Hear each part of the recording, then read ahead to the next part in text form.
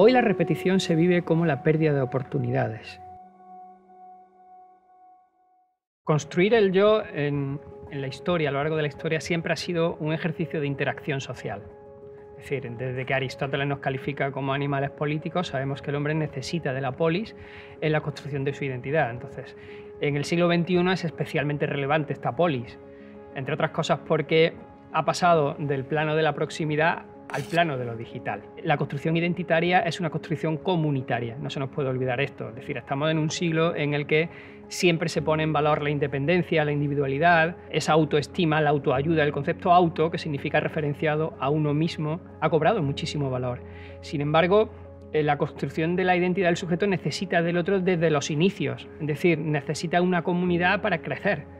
Se ha amplificado mucho el marco en el que se trabaja la identidad, es decir, no solamente tenemos ya el campo de la realidad o de lo vivencial o de lo experiencial, sino que a eso se le está sumando también la interacción del sujeto con una pantalla, y en esa interacción se genera un avatar, un yo digital. Entonces esa construcción identitaria, por una parte, está generada en las vivencias de un sujeto en su proximidad, en su entorno, y en otra parte es la elección del entorno digital que hace el sujeto la que también va filtrando algunas pequeñas señas identitarias. Entonces, si se hace bien la construcción de la identidad, el sujeto no debería tener problemas de tener una personalidad sólida, bien asentada, con una herencia y una jerarquía de valores que pueden ser del plano de lo real y que después pueda interaccionar en el plano de lo digital. Y ahí está la dificultad del sujeto contemporáneo, es decir, saber interpretar muy bien esas miradas de la cercanía y de la proximidad y combinarlas con las miradas de la lejanía que viene del entorno de lo digital.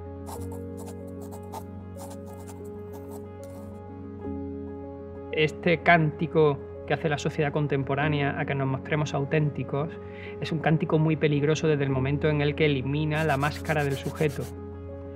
Máscara es una palabra griega que significa persona. Los griegos clásicos tenían muy presente la importancia de las máscaras en la configuración de la identidad del sujeto. Entonces, uno se mostraba como creía que era su auténtico yo, porque no tenían ese concepto del yo como individuo aislado, sino que iban utilizando diferentes máscaras para la interacción social. Es decir, si estaban con sus padres, utilizaban un tipo de máscara; si estaban con los amigos, otro tipo de máscara; si estaban en una conversación filosófica, se cambiaba a otra máscara. Esto implicaba algo muy bonito, y es que cuando tú tienes muchas máscaras que te vas poniendo en el día a día porque tienes distintas interacciones sociales, estás dando a entender que estás integrando la mirada del otro en ti, es decir, que lo tienes en cuenta. Y de hecho, la máscara sirve para socializar. Creo que es Richard Sennett, el sociólogo, el que dice que estamos perdiendo civilidad precisamente por el ahínco que tiene el sujeto contemporáneo de mostrarse como auténtico, singular, único, como alguien que no precisa de máscara, sino que solo enseña la única máscara que tiene, ¿no? Entonces, este individuo genérico que intenta mostrarse como auténtico, al final va cortando todos los nexos sociales que tiene porque no integra la mirada del otro en su construcción identitaria.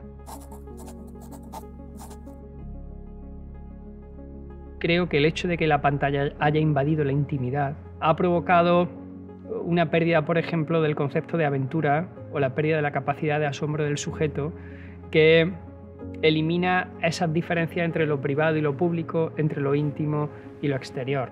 Cuando los rituales configuraban esas intimidades, el sujeto que salía de casa, que tenía sus propios rituales, al encontrarse en la casa de su amiga, de su amigo, de su pareja, otros rituales completamente distintos, activaba, por análisis comparativo nada más, el cuestionamiento. Es decir, había una puesta en valor de lo que hacía en su intimidad porque había una comparación inevitable con lo que había en la intimidad del otro. Y decía, bueno, pues qué raro que en mi casa cuando comemos todos recogemos los platos, nadie pone los pies encima de la mesa en el salón, vengo a casa de mi amigo y me estoy encontrando que aquí sí se puede poner los pies en la mesa del salón. Es decir, son otros códigos rituales en unas intimidades que me dan a entender que mi singularidad en mi comunidad es muy específica y luego hay otras. Y activa la curiosidad en el sujeto. Salía de ahí y ese ritual era un hilo fino que le acompañaba a lo largo de su vida y que hacía que se asombrara. La capacidad de asombro estaba constantemente rodeando su vida porque su intimidad le acompañaba a través del ritual. Entonces, el cuestionamiento o el asombro en torno al mundo real cada vez es más complicado. De hecho, la gente está buscando de manera desesperada el consumo experiencial de dosis de asombro de alguna manera. Los contenidos mediáticos cada vez buscan ser más potentes por la necesidad de estimular el asombro, por la saturación a la que el sujeto contemporáneo se ha sometido en los últimos 5 o 10 años, precisamente porque al no tener esa intimidad arraigada, ¿no?, en esos rituales, cada vez es más difícil asombrar al sujeto, ¿no? Hoy la repetición se vive como la pérdida de oportunidades. Es decir, la gente que repite algo, por líneas generales, parece que está perdiendo la capacidad de experimentar cosas nuevas. Y te han dicho que actives el deseo para lo novedoso. Esto se llama neofilia. Es decir, la novedad se valora por encima de cualquier otra cosa como buena. Y no sabes si a lo mejor para ti, en tus circunstancias y tus contextos, es mejor o peor. En cualquier caso, esa pedagogía del placer que se hacía antes ha desaparecido y ahora se ha jerarquizado el deseo, ¿no? Y lo que la gente busca es estar siempre en la búsqueda de conseguir el deseo para implementar el siguiente y el siguiente y el siguiente, ¿no? Y no repetir. Entonces, bueno, creo que en ese sentido estamos perdiendo la capacidad de disfrutar de la vida.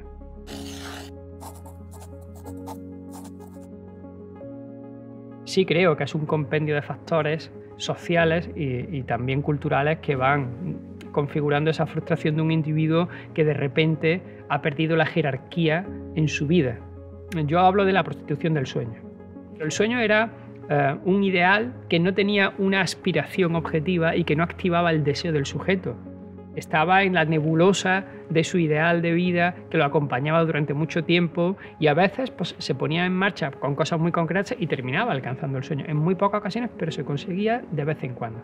Cuando Seligman publica los estudios sobre la importancia de motivar psicológicamente a alguien para que sea más productivo, una de las cosas que hacen es convencer al plano de lo social de que los sueños se pueden conseguir y son muy reales. Entonces el individuo que carece de pensamiento crítico o que no lo activa más bien, ese individuo que no lo activa analizando sus circunstancias y los contextos en los que se desenvuelve, de repente compra un discurso que viene a decirle que los sueños que estaban muy alejados se pueden acercar y entonces activas el deseo para conseguirlo. Es decir, prostituyes el sueño, le quitas la categoría que tenía como algo maravilloso, ideal, que estaba en tu nebulosa y de repente lo convierte en algo concreto, aspiracional, con un sujeto que se activa para conseguirlo y además está convencido de que no importa ni su clase social, ni sus circunstancias, ni sus contextos. A partir de ahí empieza un camino hacia ese sueño, ¿no?, que en un alto porcentaje de la gente pues, termina malogrado y ahí es donde aparece ese estigma del desánimo, donde aparece a veces la autoestima baja, donde aparecen los problemas. Yo creo que tiene mucho que ver con ese cambio de jerarquía, ¿no?, donde el deseo se ha puesto ya al mismo nivel que el sueño, ¿no?, y se activa para conseguir cosas imposibles, no se activa para conseguir cosas concretas. Hay un ejemplo paradigmático que yo uso mucho sobre Bután. Bután era el país más feliz del mundo hasta el año 2000. Y es un país que está en el Himalaya, de 700.000 habitantes, muy pequeñito, muy preocupado porque sus habitantes fueran felices. Resulta que hasta 1999 Bután había sido un país donde no había televisión, no había pantalla. De manera que los habitantes de Bután configuraban su identidad solamente con la vivencia. Eso hace que el plano de lo real sea el que constituye quién eres. Tu jerarquía moral, tus valores estéticos, tu concepto de belleza, etcétera, etcétera. En el año 1999 es el último país del mundo al que le llega la televisión y en el año 2000 le llega Internet. En el año 2004 el índice de felicidad, las encuestas, empieza a bajar en picado y en el año 2006-2007 creo que era, el índice de violencia sube, en fin, habían empezado a tener muchísimos problemas con el tema de la felicidad. Y una de las cosas que dice, creo que era una de las ministras de Bután de medios de comunicación, decía, lo que nos ha pasado es que ha llegado la televisión sin que eduquemos a la gente para ver la televisión y lo mismo ha pasado con Internet. De manera que el ejemplo paradigmático está en la idea de belleza. Dice, la mujer de Bután era una mujer fuerte que salía al campo a ayudar a su marido, que criaba a sus hijos, ¿no?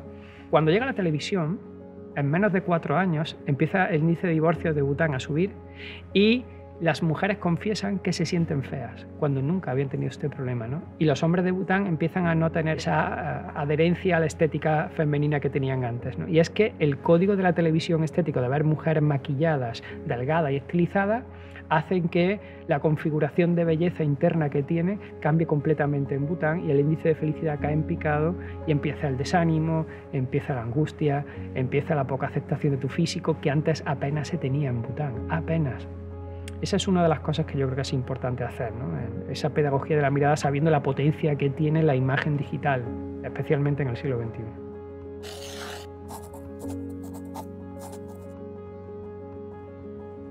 Bueno, el pensamiento crítico es el elemento intelectual que todos traemos de serie, que nos sirve para interactuar con el mundo y con nosotros mismos. Y su misión es ayudarte a descifrar los códigos con los que el mundo funciona y tú funciones. Si conseguimos que el sujeto se interese por las circunstancias de las personas que están a su alrededor, es probable que comprenda mejor por qué la gente piensa como piensa. Porque si yo me molesto por saber tus circunstancias y cómo se han configurado, cuando tú me digas algo, podré comprender mejor por qué piensas así. Eso no significa que lo comparta, pero sí que lo comprenda.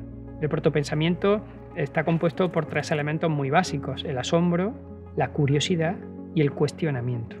Activar el asombro para que genere curiosidad en el sujeto, es decir, que no le tenga que venir todo dado, ordenado, jerarquizado y muy cuadriculado, sino que tenga una curiosidad por saber, que desemboque en una buena pregunta, en un buen cuestionamiento, ayuda a que ese pensamiento crítico se active. Hay muchas técnicas basadas en cosas muy simples que activan esos mecanismos de curiosidad que hacen que el individuo coja como hábito, que es lo importante, el plantearse las cuestiones en torno a lo que se le infunde desde el exterior y que tenga la capacidad de asombrarse de lo cotidiano.